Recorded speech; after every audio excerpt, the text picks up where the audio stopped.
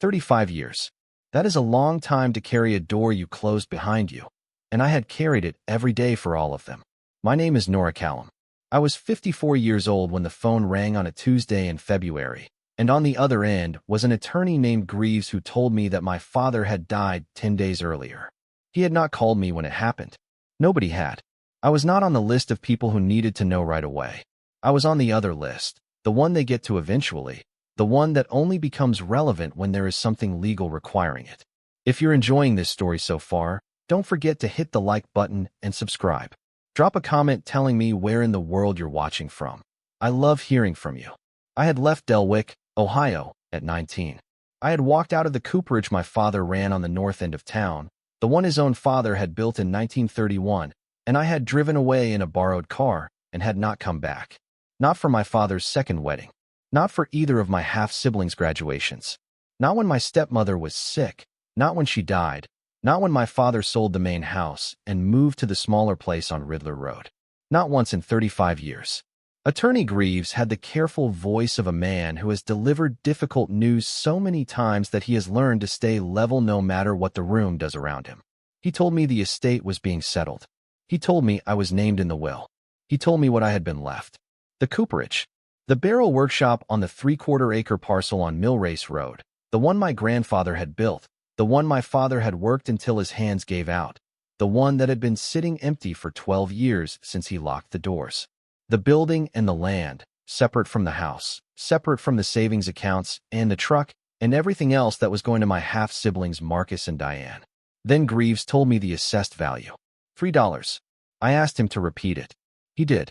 $3. After the lien my half-brother Marcus had filed against the property for a loan repayment that, according to the estate documents, my father had owed him.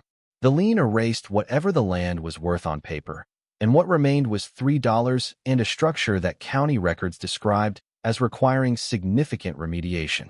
Marcus had filed that lien 14 months before my father died. I sat with the phone against my ear looking out the window of my Columbus apartment at a February sky the color of old newsprint. A dog walker moved past on the street below, with 2 small dogs pulling in opposite directions. Ordinary Tuesday. Ordinary afternoon. I told Greaves I would be in touch, and I set the phone down, and I sat there for a while. $3 and a building nobody wanted. The story of why I left Dellwick is the story of 2 stubborn people who loved each other in ways neither of them could say clearly, and who let that failure do damage that neither of them ever fully undid. My father, Gerald Callum, was a cooper by trade and by nature, the way some men are ministers or farmers. It ran past occupation and into something deeper. He had learned from his own father, who had learned from his father before him, and the line went back to my great-grandfather Emile, who had come from a small town outside Heidelberg in 1919 and who had built the Cooperage on Millrace Road with his own hands over the course of 2 years and then spent the rest of his life filling it with work. They made barrels. White oak, tight-grained, assembled with the particular care of men who understood that the barrel was not a container so much as an instrument. Bourbon barrels, primarily, for 2 small Kentucky distilleries and one in Indiana that eventually grew into something I read about in a magazine decades later without connecting it to my childhood. My father knew every stave, every hoop, every degree of char on the inside of the wood. He could look at a finished barrel the way a doctor reads a face, and he could tell you things about it that a buyer 2 states away would feel in the finished whiskey without ever knowing why. He expected me to understand that. He expected me to love it the way he loved it. I understood it. I came to love it, in the end, but not until it was too late for that to be useful to either of us.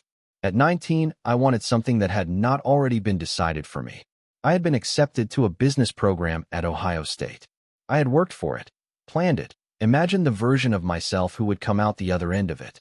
When I told my father on a Thursday evening in the Cooperage, standing between the bending fires and the wall of hanging tools, he did not shout. He was not that kind of man. He went quiet in the particular way he went quiet when something mattered to him enormously and he had no language for it. He said that if I chose to leave the Cooperage behind, I was leaving more than a building. I told him I understood that.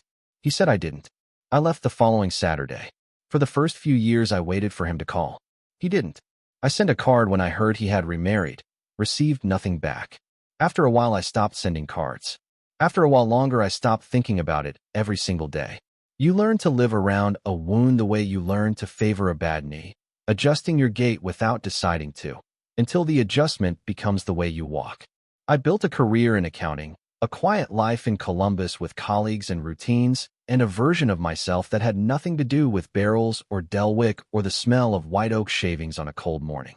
I told myself the story that made it bearable. The choice had been mine. It had been right. Whatever my father thought of it was his business. 8 years. Before he died, a letter arrived at my Columbus address. His handwriting on the envelope, the first I had seen of it in decades. I put it in a drawer in my desk and did not open it.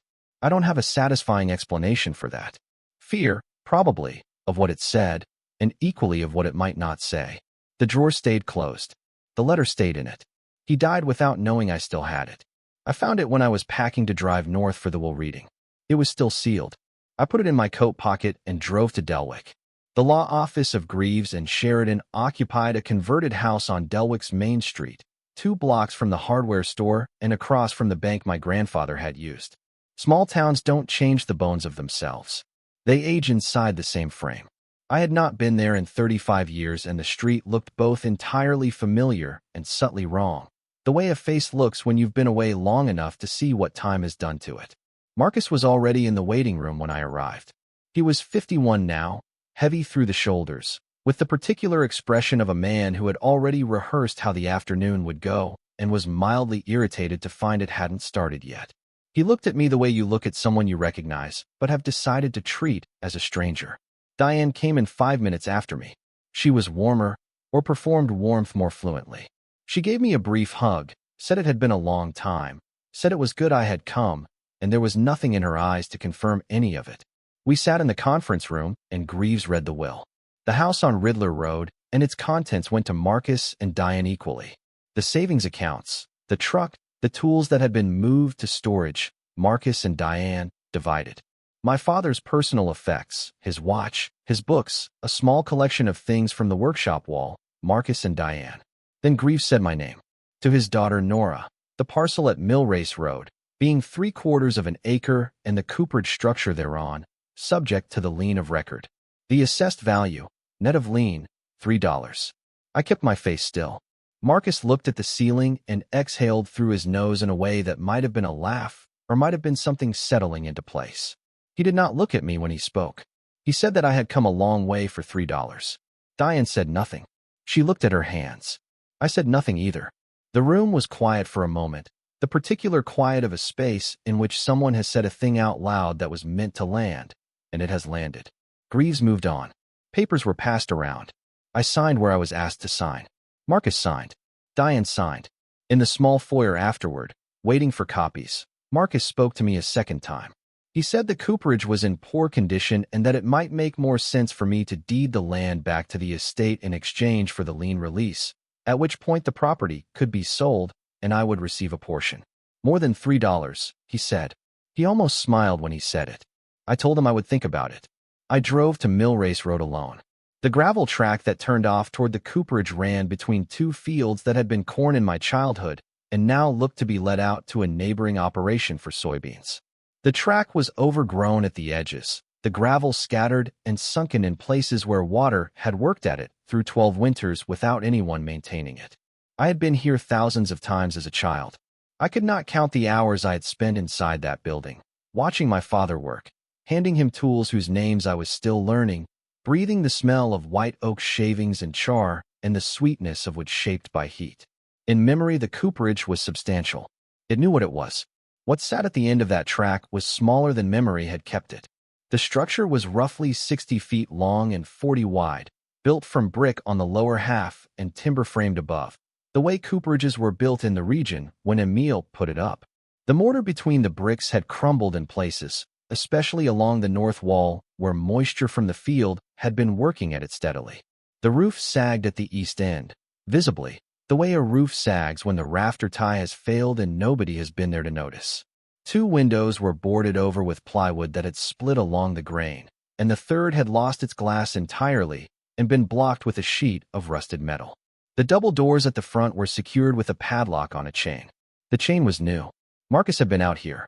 I had the key from Greaves. I unlocked the chain and let the doors swing open. The smell came before anything else. 35 years collapsed in a second, because the smell of that place, even after 12 years of sitting empty, was the smell of my childhood without alteration. Oak, char, something mineral underneath, the damp stone of the floor, and the quality of air that has not moved in a long time. I stood in the doorway and let it settle around me. Then I went inside. The interior was dark, lit only by what came through the open doors and the one unboarded window on the south wall. Dusty amber light fell across the floor in long diagonals and made the shadows beyond it heavier by contrast. My father had cleared the main equipment before he closed the place. The large bending fires, the jointing machines, the crow's cutter, all gone, sold, or stored. What remained were the permanent parts, the things too fixed or too forgotten to move. The stone floor my great-grandfather Emile had laid himself. The heavy timber work horses along the walls, built into the structure, where barrels had rested during assembly. The iron hooks Emile had forged and bolted to the ceiling beams for hanging tools, each one still in the position he had put it 90-some years ago. The tools were still there. Not all of them, but many. The hand tools my father had used for the fine work hung on the wall above the work horses in the order I remembered from childhood. Draw knives and spokeshaves in a row. A set of long heading chisels on a wooden rack, each one in its proper position. 2 hollowing knives hanging by their rings. A bung borer. A set of barrel dogs with their teeth worn smooth by use. They were dusty but not rusted, which meant my father had oiled them before he left. He would have done that. He could not have walked away without doing that. I moved along the wall without touching anything, just looking. The light from the south window shifted slightly as a cloud moved somewhere outside, and for a moment the shadow crossed the tools and then released them, and they went back to being what they were, a wall of things belonging to a man who was no longer there to use them. At the far end of the cooperage, where the finishing area had been, a stack of staves leaned against the wall. 15 or 20 of them, white oak, bound together with a length of wire my father had wrapped and twisted to hold them. A label was attached to the wire, written in his hand on a piece of cardboard cut from a larger piece. I crossed the floor and crouched to read it. Courtesan, Grade 1, 1989, and below that, in smaller writing, pressed harder into the cardboard as if the pen had been held more firmly, not for sale. I stayed crouched for a moment looking at that label. 1989 was the year I left. Not the year I left Dellwick in general. I left Dellwick in the autumn of 1989. These staves had been set aside the same year, labeled in my father's hand, kept through 12 years of active business, and then 12 more of the building sitting empty. Nobody had moved them. Nobody had sold them. They had been here the entire time, waiting with the same patience as everything else in this building. I put that away, filed it in the place where I was putting things I didn't yet have room to process. The floor was where my attention went next. Cooperage floors are stone by tradition, because of fire risk and because the debris of the work, the shavings and char and iron filings, cleans from stone more easily than wood. Emile had laid this floor in sections, large flat-cut limestone fitted close together without uniform pattern, the way handmade floors go when a careful man is working with what he can source locally. The floor in my memory was a continuous gray surface, rough-textured underfoot, darkened in certain spots where decades of oil and char had been worked into the stone. Most of it still was. In the northeast corner of the building, the area that had served as the drying zone when my father was in operation, the floor was different. Not obviously. A person walking through without looking closely would not have stopped. The stone was the same limestone, or close to it. The color was near enough to match. But the seams between the stones in that section were not like the rest of the floor. I crouched down. The grout was newer, or had been more recently maintained, and the arrangement of the stones did not have the organic, fitted quality of Emile's original work. These stones had been laid with a different intention, more deliberate in their spacing, more precise at the edges. Someone had lifted these stones and reset them, at some point, and had done it carefully enough that it nearly passed. I pressed my palm flat against one of the larger center stones. It was cold, colder than the floor around it. Not the general cold of a building that had not been heated in 12 years, but a different kind of cold, the kind that comes from open space beneath a surface rather than packed earth. There was air under that stone, possibly a great deal of it. I pressed harder and felt, very faintly, a slight response. Not movement. The suggestion of movement. The stone was resting on something, not seated the way the rest of the floor was seated. I stood and looked at the section hole. It was roughly 10 feet by 8 or 10 stones in total, depending on how you counted the edge pieces. 4 of them, I was fairly certain, would respond the same way if pressed. The cooperage was quiet around me. The tools on the wall. The staves with their 1989 label. The new padlock chain Marcus had put on the door. The February light coming flat through the south window and lying across the stone floor like something that hadn't decided yet what it was looking at. Emile had built this cooperage in 1931. Whatever was under that floor had been down there a long time. I walked back to the double doors and pulled them closed and locked the chain. I sat in my car at the end of the gravel track with the heat running, and I took my father's letter from my coat pocket. The envelope was soft from being carried. His handwriting on the front had faded, but was still legible. My name. His hand. 8 years sealed. I opened it. The letter was 2 pages, written in the close, economical script my father used for anything he considered important. I had seen that handwriting on barrel labels and order forms all through my childhood. He wrote the way he worked, carefully, without wasted motion. I read it once through without stopping. Then I sat in the February cold with the pages in my hands and let what it said settle into me the way a weight settles into still water, slowly, moving everything around it. He had known. He had known about the floor since before I was born. And the $3, the lien, the apparent worthlessness of everything he had left me, none of it was what it looked like. He had been waiting, in the only way he knew how to wait, for me to come back and find out what was underneath it. My father's letter was 2 pages, and he had written it slowly. I could tell that from the way the lines were spaced, closer together than his usual hand, as if he had been taking his time with each one, making sure each word was the right word before moving to the next. He opened by saying that he was writing it in the autumn of the year I had left, that it had taken him several months to sit down and put anything on paper, and that he did not expect to send it immediately. He was writing it for when the time was right, and he was not sure yet when that would be. Then he wrote about Emile. My great-grandfather had died in 1962, when my father was 17. In the final weeks, when Emile was confined to the back bedroom of the house on Riddler Road and knew he was not going to improve, he had called my father in and told him something he had never told another living person. Under the northeast floor of the cooperage, Emile said, there was a room. He had built it himself in the winter of 1932, over months when the cooperage had no contracts and no work, and he had too many hours and too many worries to sit still.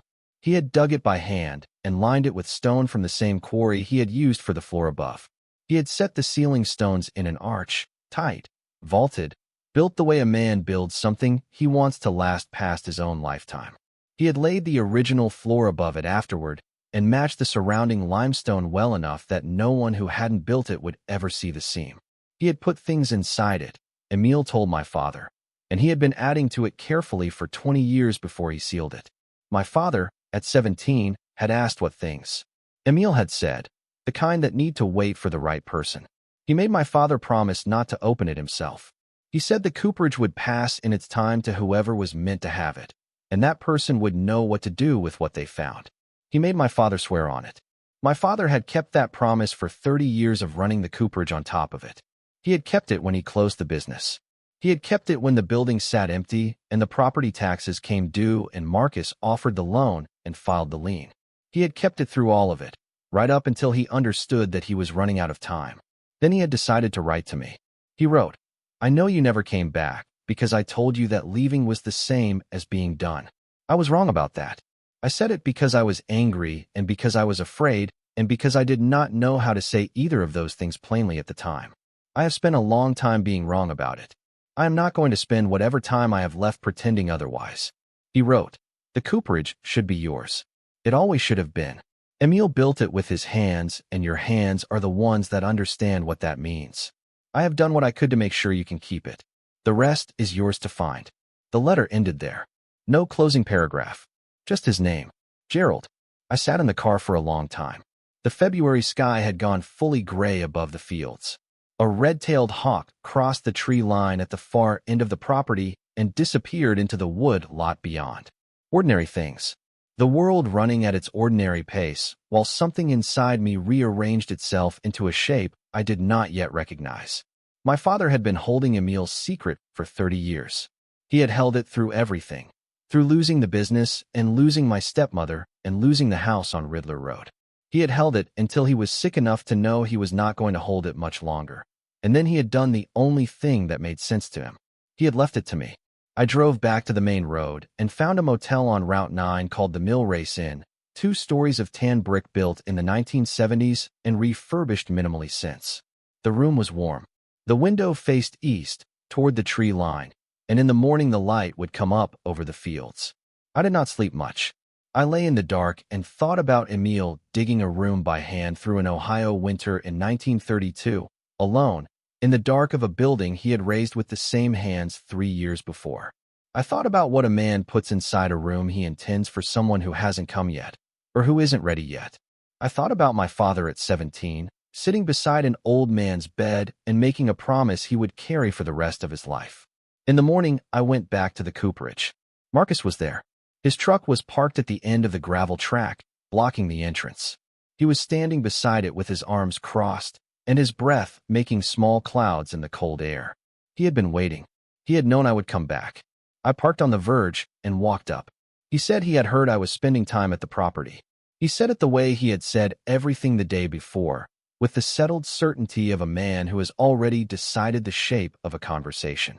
I told him I was entitled to spend time at my property. He said he wanted to be straight with me. The lien was real and it was his, and if I had no means of satisfying it, the law gave him certain options. He was not in a hurry, he said. He was willing to be reasonable.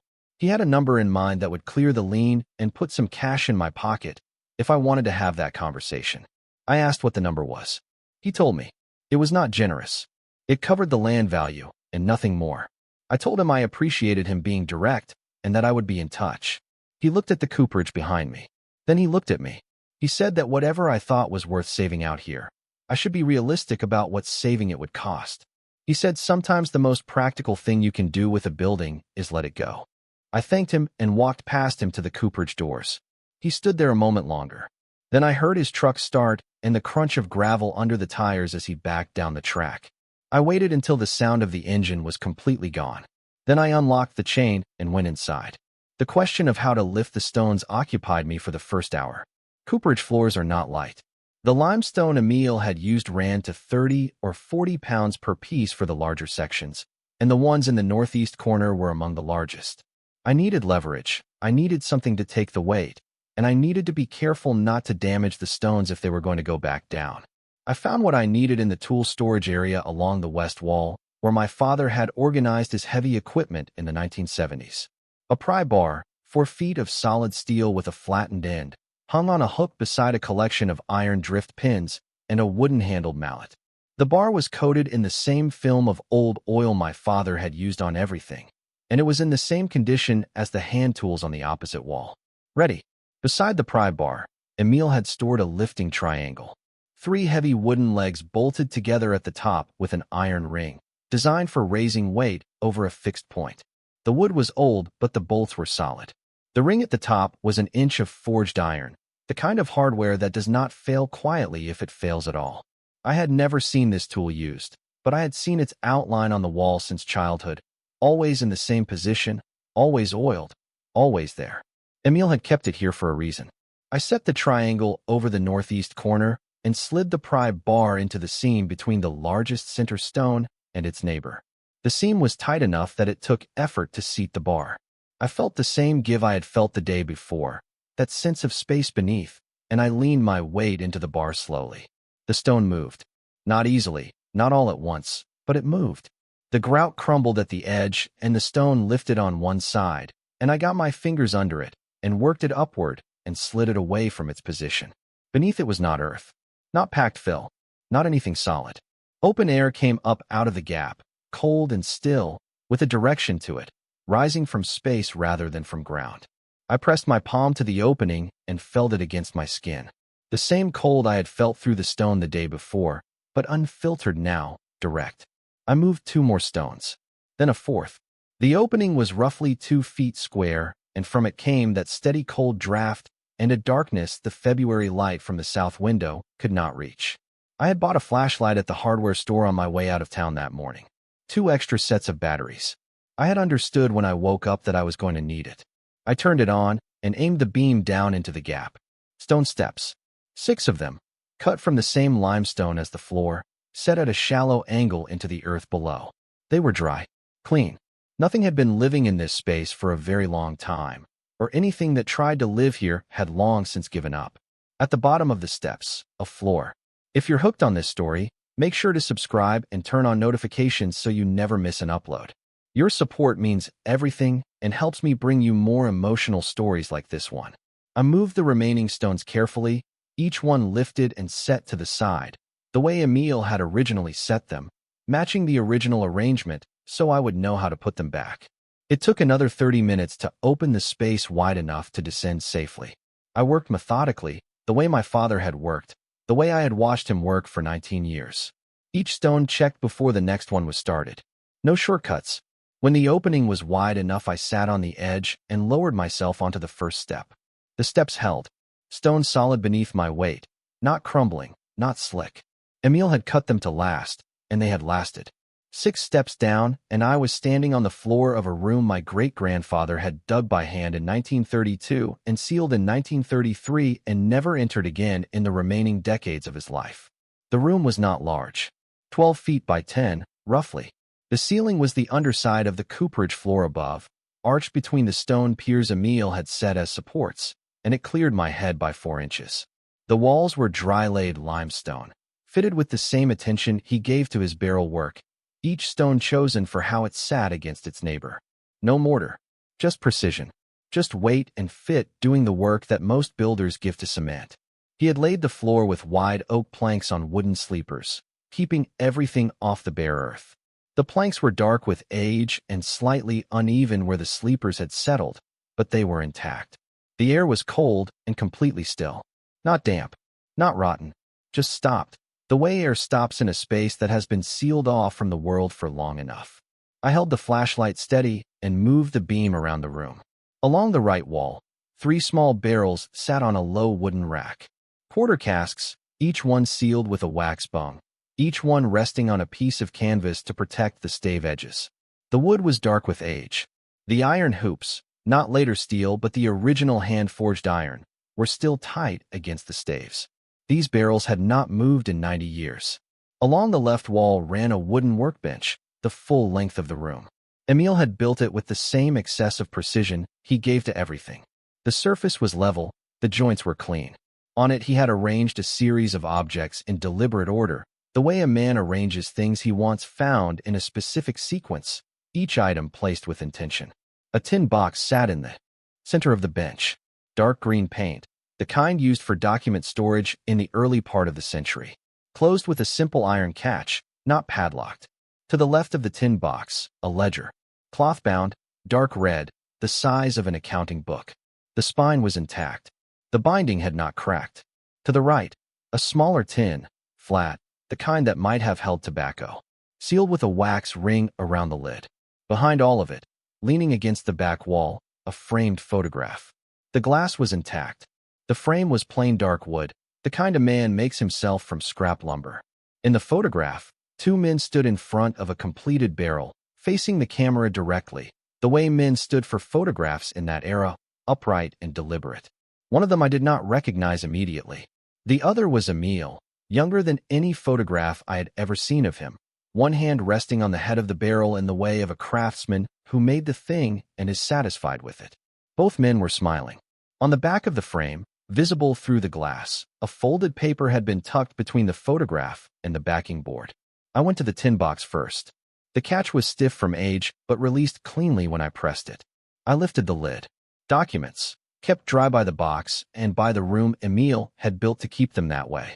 The stack was thick, held together by a length of linen tape that had gone from white to cream over 90 years.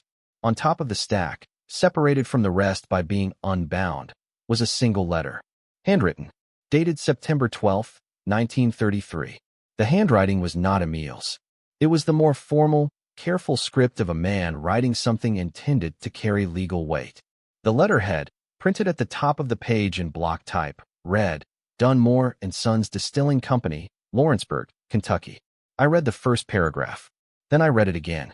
I set the letter carefully back on the stack, and I sat down on the bottom step of Emil's stone staircase, and I looked at the room around me. The barrels in their rack. The ledger on the bench. The photograph of two men at the beginning of something they were both too close to see clearly. Dunmore and Sons. I knew that name. Not from childhood, not from anything my father had told me. I knew it because 3 years before, sitting in my Columbus apartment reading a financial publication, I had seen an article about a Kentucky bourbon brand that had been acquired by an international spirits group for a sum the article described as among the largest transactions in the sector's history. Dunmore bourbon. It was in every liquor store in the country. It had been in every liquor store in the country for as long as anyone under 60 could remember. The bottle with the dark label and the seal of a barrel on it. The bottle that appeared in restaurant menus and magazine profiles, and the kind of gift shops that sell things to people who want to bring something meaningful home. That company had been founded by a man named James Dunmore, and in September of 1933 James Dunmore had written a letter to my great-grandfather Emil Callum. I picked the letter back up and read it all the way through. The language was formal and careful, but the meaning was not complicated. The letter acknowledged the conclusion of Prohibition and the legal reopening of the Dunmore distillery. It referenced an agreement made between James Dunmore and Emil Callum in the spring of 1919 at the founding of the enterprise. It stated that the terms of that agreement remained in full effect and that Dunmore intended to honor them completely. Then it outlined what those terms were. Emil had not been simply a cooper who made barrels for a distillery. He had been a founding partner, not a public partner, not a named partner in any document that would have been visible to the outside world. Because in 1919, a German immigrant running a barrel shop in rural Ohio did not put his name on legal documents with Kentucky distillers if he could avoid it, but a partner by private agreement, recorded in the contract that the tin box contained, witnessed, and signed by both men in the same year. His contribution had been the barrels, not just the making of them, but the specific knowledge, the char profiles and the wood selection and the coopering method that James Dunmore believed, and that time had proven, was responsible for the particular character of Dunmore whiskey. The knowledge Emil had brought from Heidelberg, refined over the years of his trade, and given to Dunmore in exchange for what the contract would specify. I unfolded the contract from the stack beneath the letter. 6 pages, written in the dense legal language of the era. I was an accountant. I had read contracts for 30 years. I read this one carefully, starting from the first paragraph and not skipping anything. When I finished reading the contract, I sat on the bottom step for a long time without moving. Emil's share of the Dunmore partnership, as written in 1919 and confirmed in the 1933 letter upon reopening, was 14%. The company had never been publicly traded. It had been acquired, privately, by an international spirits group. The acquisition value had been reported in the trade press as approximate, not confirmed, but the number cited in the article I had read 3 years earlier was not a small one. 14% of that number, if the contract held, and if the contract was what it appeared to be, was a figure I wrote on the back of an envelope and then looked at for a long time without being certain I had done the arithmetic correctly. I checked it twice. The number did not change. Beneath the contract and the correspondence were more documents, records going back decades, receipts from barrel deliveries, payments made to Emil across the years before. Prohibition, and then, after Prohibition ended, a series of checks, increasing in size, continuing until the late 1950s when they stopped. At the bottom of the stack was a handwritten note in Emil's script, dated 1958. Payments suspended pending Dunmore death. Agreement transfers to heirs per Clause 7. Kept for Callum heirs. I looked at the small tobacco tin on the bench. I opened it. Inside, rolled tight and held with a piece of twine, was a separate document. A legal instrument, more recent than the contract, dated 1957 and signed by Emil and by a name I did not recognize, presumably an attorney. It was a confirmation of inheritance, stating that upon Emil Callum's death his interest in the Dunmore partnership agreement would transfer to his direct descendants according to succession. His direct descendants. That was my father. And then whoever my father left things to. That was me. I put the document back in the tobacco tin. I put the tin on the bench. I looked at the rack of quarter-cask barrels and understood, for the first time, what they probably were. Samples. The product of the work Emil had done for Dunmore, kept in his own cellar as documentation of what he had made, proof of the work if proof was ever needed.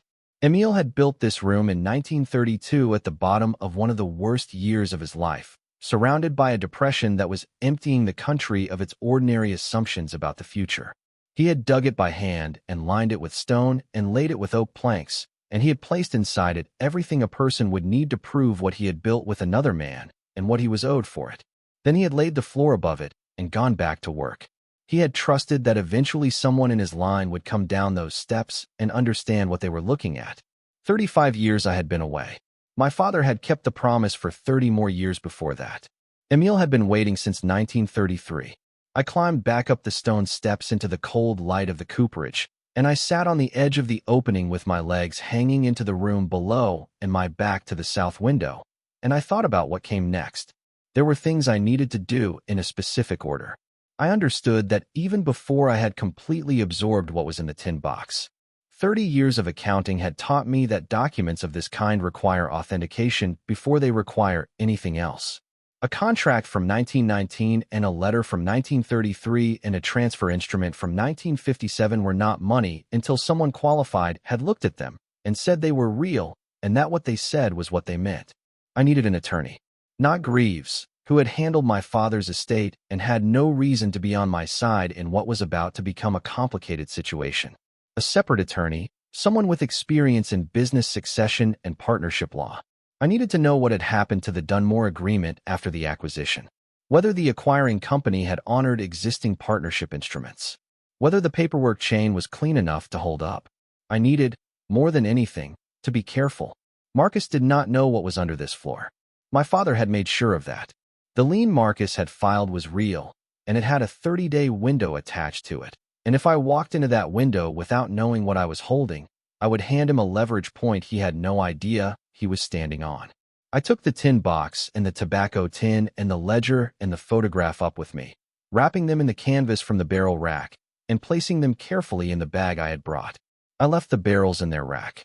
They had been there 90 years, and they would be there a few more days.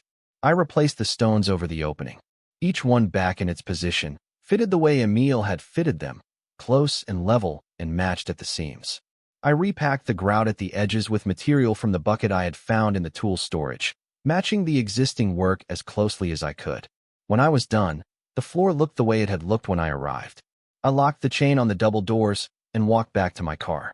The February afternoon light had gone flat and gray across the fields, the particular late winter light that has no opinion about anything, that falls equally on what matters and what doesn't and makes no distinction. The Cooperage sat at the end of its gravel track the same way it had always sat.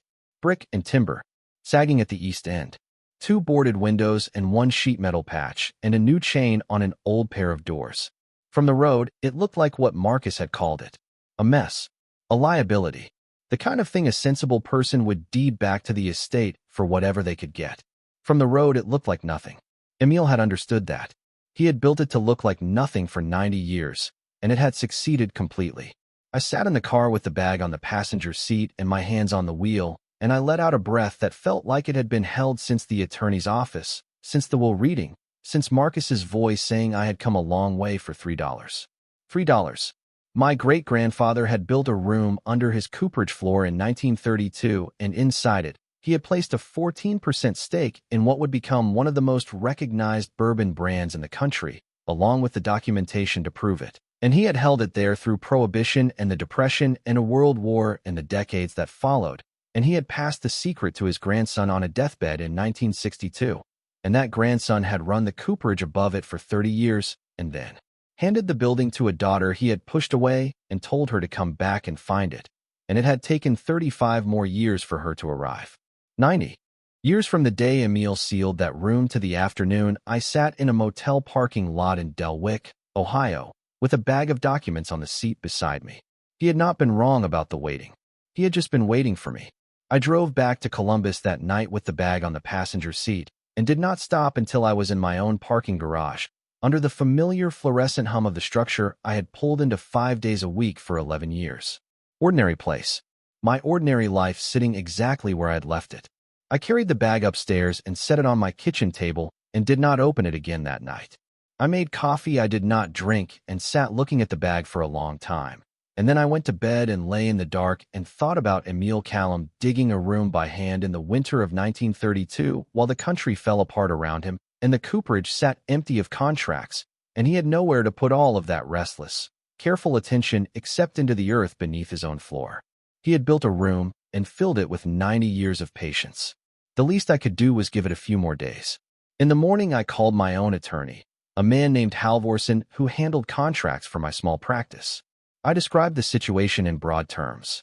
He listened without interrupting, and when I finished he said this was considerably outside his area and that I needed someone who worked in partnership law and business succession, specifically someone with experience in legacy agreements and acquisition disputes. He gave me a name.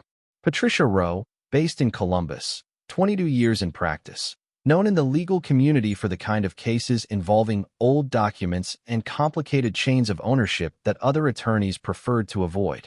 He said she was thorough and that she did not take cases she could not win. I called her office before 9 in the morning. Her assistant put me through by 9:15, which told me something about how she ran her practice. Patricia Rowe had a voice that was direct without being abrupt, the voice of someone who asks precise questions because imprecise ones waste time. She asked me how old the primary agreement was, what form it took, and whether the originating company still existed in any recognizable form. I told her 1919, a private partnership contract, and yes. She was quiet for a moment. "Bring the documents in today," she said. "All of them. Don't make copies yet, and don't show them to anyone else." I was in her office by noon. Patricia Rowe was in her mid-50s. With reading glasses, she took on and off as she moved between documents and conversation. Her office was dense with files and organized with a logic that was not immediately obvious, but was clearly present. She read the way I had read the contract, starting from the beginning and not skipping anything. And when she reached the end of a page, she turned it and kept going without comment. It took her 40 minutes to read through everything in the tin box. When she finished, she set the last page down and took her glasses off and looked at me across the desk. "This is real," she said. "You can tell that just from reading it." I can tell from reading it that it's consistent, internally coherent, and written with the specificity of someone who understood what they were agreeing to. Whether it holds legally is a separate question. That requires authentication. She put her glasses back on. But the structure of this agreement is not something someone fabricated.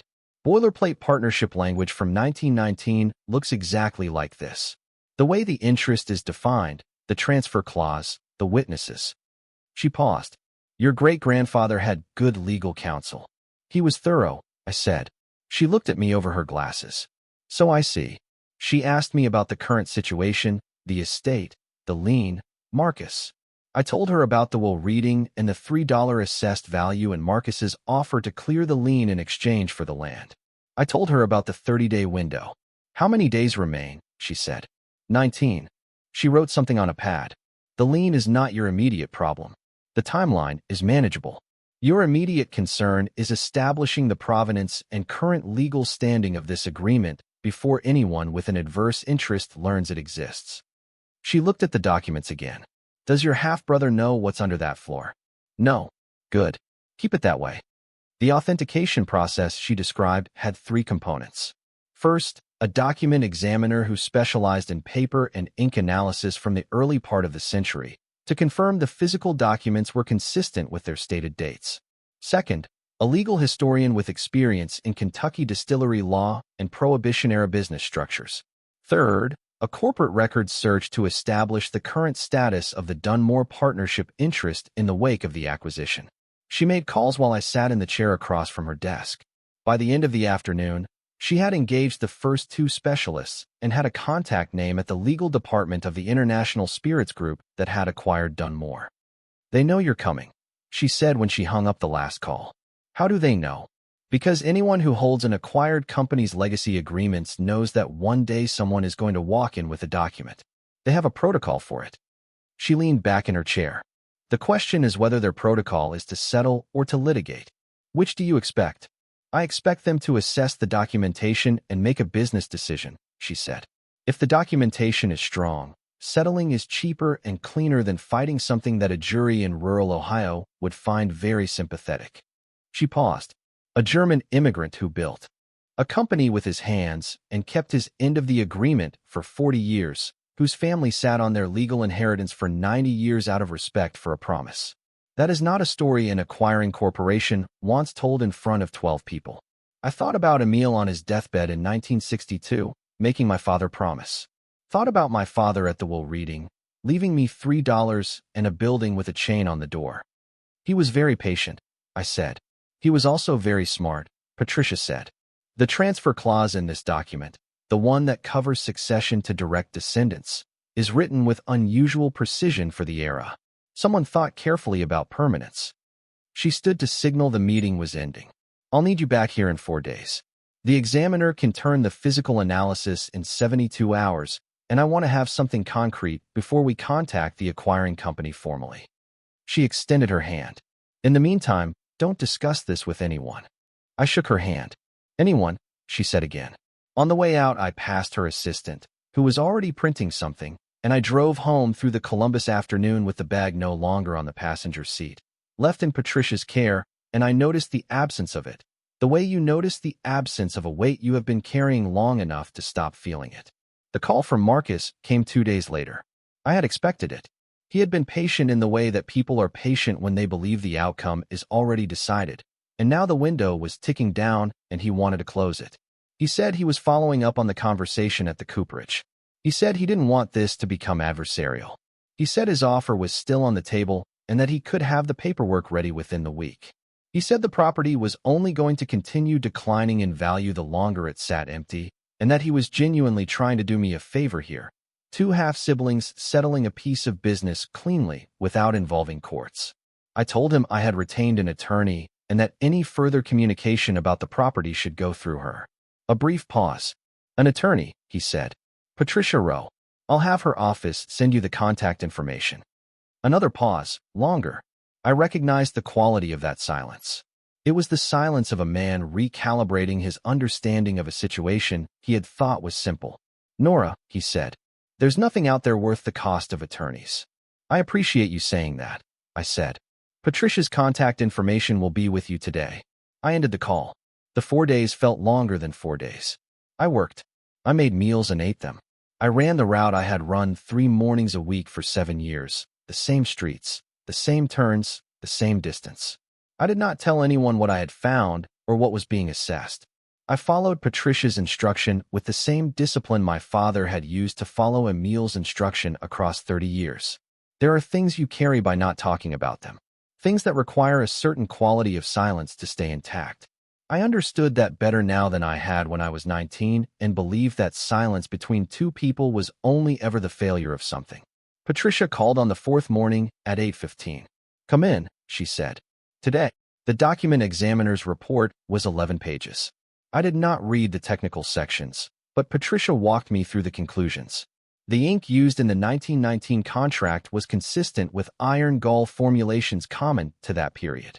The paper stock was consistent with legal document paper produced before 1925. The 1933 letters paper and ink were consistent with the stated date.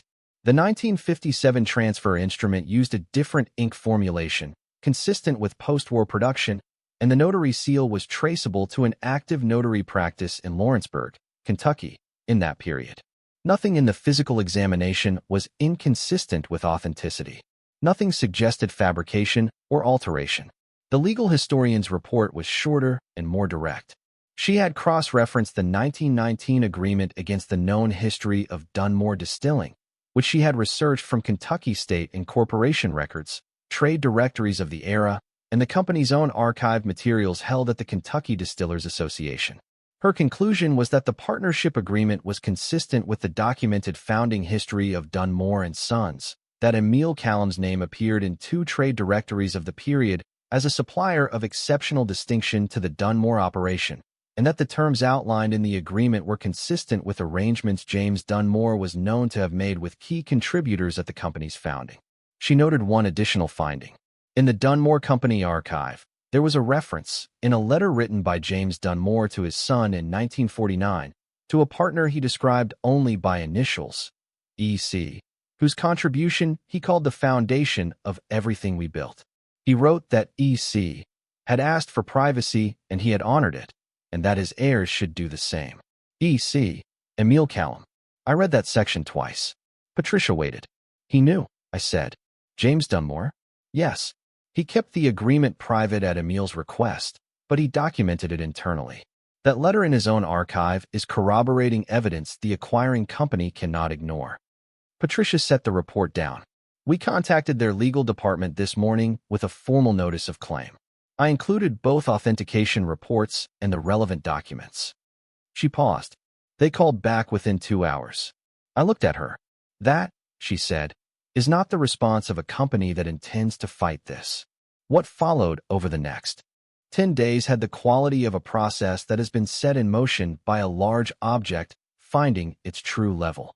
Not fast, not dramatic, but inevitable.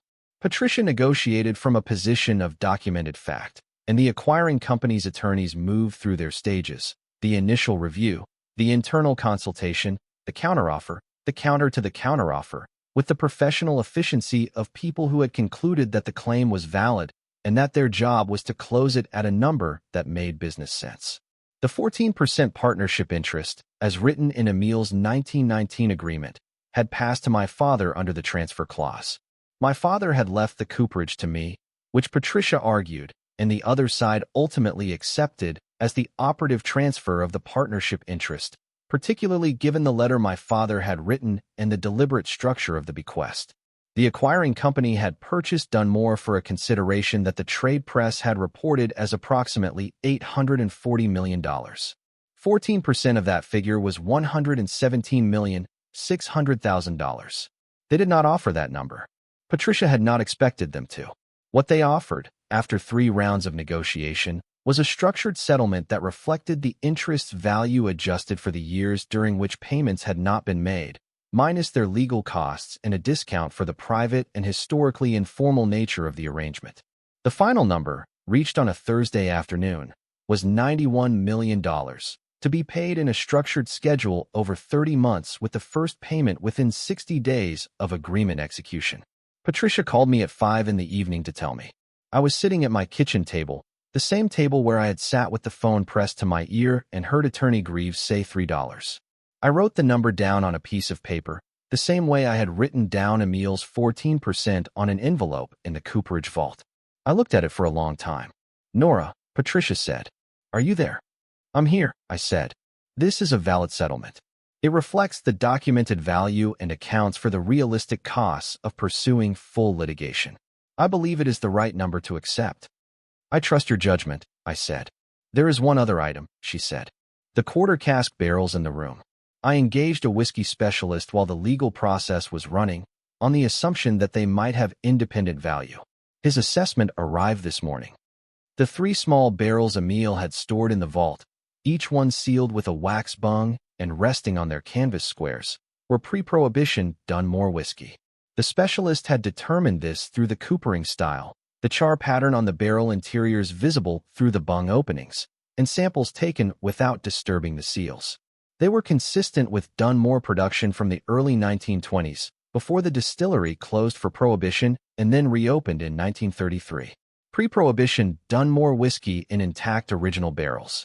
The specialist's assessment was that each barrel, at auction through the right house, would draw between $400,000 and $600,000 from collectors. He described them as among the most significant finds in the American whiskey market in a decade. He noted that the coopering quality of the barrels, the precision of the staves, and the tightness of the iron hoops was exceptional, and that whoever had made them had been operating at a level that explained why a distillery would have considered that person a partner rather than a supplier. Emile had made those barrels. Then he had put them in the vault as evidence of what he was owed, and the barrels themselves had become, a century later, worth something on their own terms. I told Patricia to proceed with the settlement. On a Friday afternoon 2 weeks later, Marcus sat across a conference table from Patricia and his own attorney, a man from Dellwick who specialized in real estate transactions and looked uncomfortable in the company of the documents in front of him. The lien was valid. Nobody in that room disputed that. Patricia had arranged a payment from the settlement advance to satisfy it in full, with interest calculated to the day. She laid a certified bank check on the table and slid it across. Marcus looked at the check. Then he looked at Patricia. Then he looked at me. He had not known, until 2 days before, what the Cooperage had held. When he found out, he had called me directly, not through Patricia, and I had listened to him for about 45 seconds before I ended the call. I had nothing particular against Marcus. He had filed a legal lien on a legal debt and had tried to acquire property through a legitimate process. He had been contemptuous at the will reading, and he had patronized me at the Cooperage entrance, and he had called the thing my father left me something worth nothing, and none of that was actionable, and none of it surprised me. He had just been wrong. At the conference table, he looked at the check for a long time without picking it up. Then his attorney said something to him in a low voice, and he picked it up. He did not say anything to me as we filed out. In the hallway, Diane was waiting, which I had not expected. She had driven from Columbus to be there, which told me she knew more about the situation than I had thought, and she stood up when she saw me and said my name. I stopped. She looked at me with an expression I was not sure I had seen from her before, something that was not performance. She said that she was sorry about the will reading. She said Marcus had told her what to expect, and she had gone along with it, and she wished she hadn't. She said she hoped I wouldn't hold it against her entirely. I thought about what I wanted to say for a moment. I told her I didn't hold things against people when I had no evidence they understood what they were doing. She looked at me for another moment, and then she nodded once, and I walked past her and out into the parking lot. Patricia walked out behind me, and we stood by our cars in the March light, which had changed since February, which had that first thin quality of actual spring in it, the kind of light that doesn't fully commit but shows up anyway. That's the complicated part finished, Patricia said. What's the uncomplicated part? She looked at me. The rest of it, she said. What you decide to do next. I drove back to Dellwick that afternoon. Not because there was anything left to arrange there, nothing legally outstanding, nothing that required my presence. I drove back because there was something that required my presence. It just was not legal. The Cooperage looked the same from the road. It would look the same from the road for a while yet. The brick and the sag and the two boarded windows and the rusted patch of sheet metal and the old chain on the new padlock. $3 of building on 3/4 of an acre of land. From the road, it looked like exactly what Marcus had called it. I unlocked the chain and went inside. I stood in the middle of the floor for a while, letting the smell settle around me the way it had the first time. Oak and char and cold stone and the particular quality of air in a space that has absorbed decades of specific work. Then I walked to the northeast corner and crouched down and pressed my palm to the floor above the sealed vault. Cold still. The room was intact below. The barrels were down there, waiting to be brought up by the specialist team next week. Emil's bench was down there, with the photograph and the ledger and the documents now in Patricia's care. I stood up. The tools on the west wall were still in their order.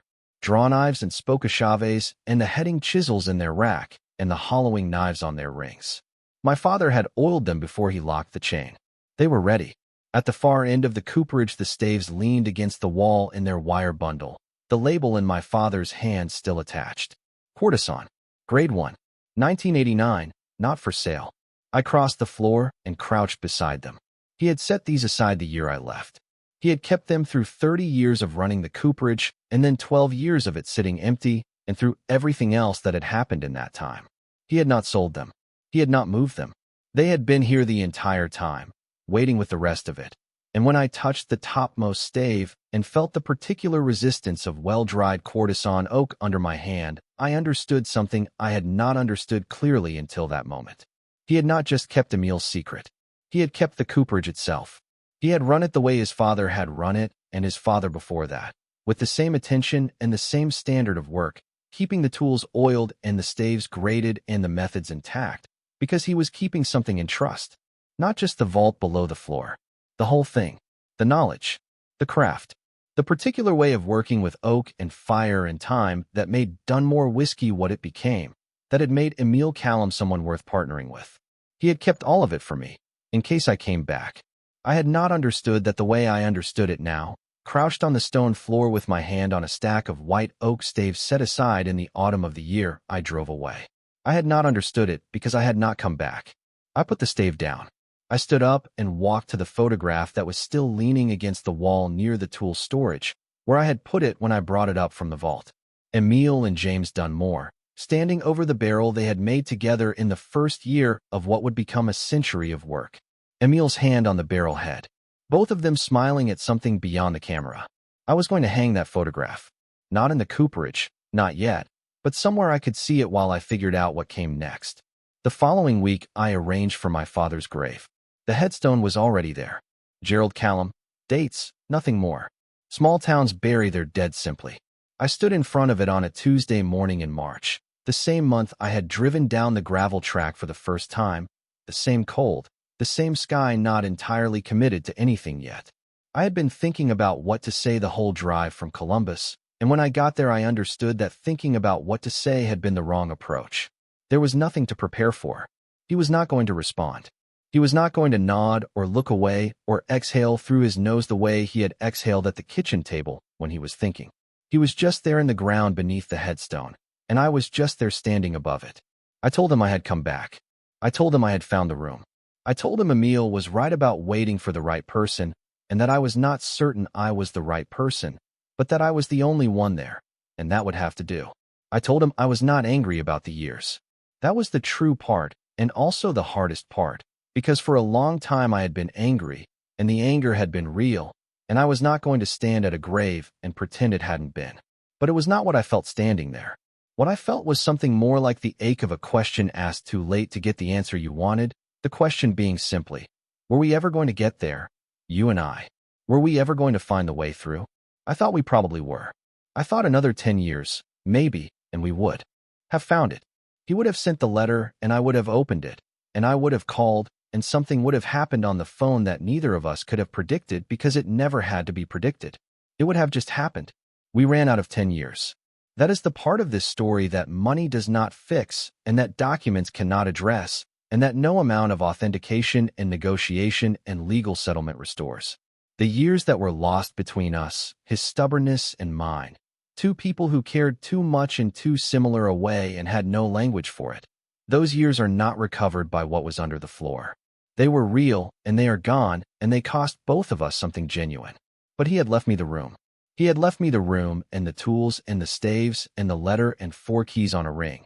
Except that this story had 1 key, and it was plain iron, and it fit an old padlock, and it had been in the hands of Attorney Greaves in Dellwick until the day I drove north in February. He had left me everything he was able to leave, and he had written a letter and kept it for 8 years trying to find the right time. And the right time was not one he had been able to find while he was alive. So he found it the only other way that was available to him. I stood at the grave for a while longer.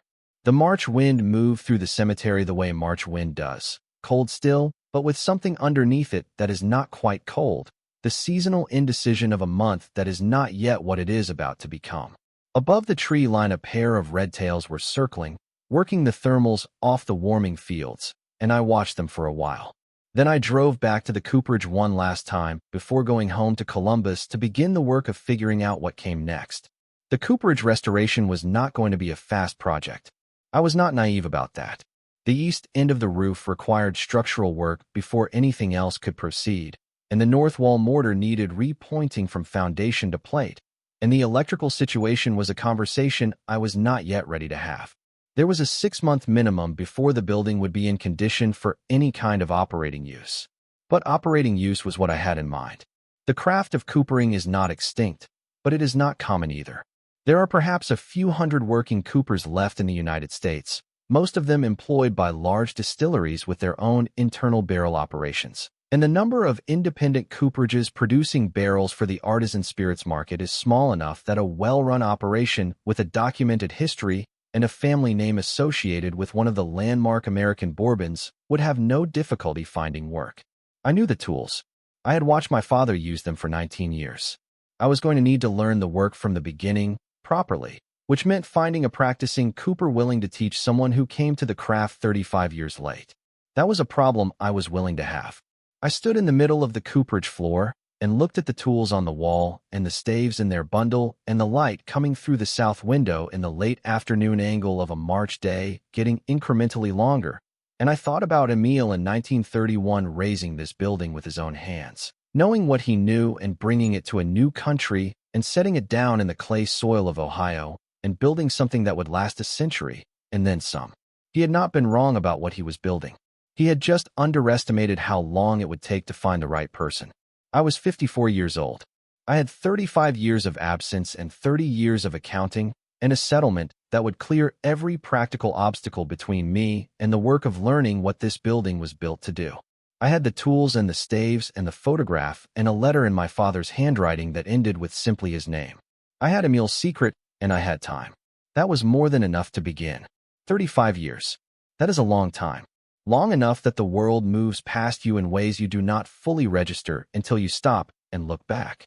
Long enough that a man can run a Cooperage above a sealed vault and keep a promise to a grandfather and write a letter he cannot bring himself to send and still believe, until very nearly the end, that there will be a better moment for it.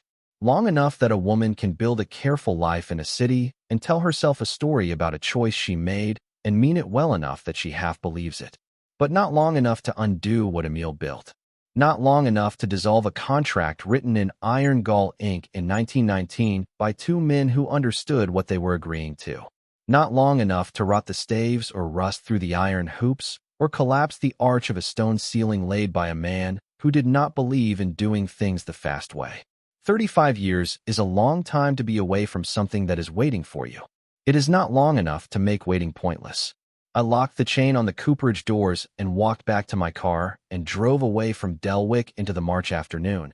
And for the first time in 35 years, I was not driving away from something. I was driving toward what came next, and I knew what it was, and I knew where it was, and I knew that it was mine. Thank you so much for watching until the end. If you love this story, check out the other videos on your screen now. I think you'll really enjoy them. And don't forget to subscribe if you haven't already. See you in the next story.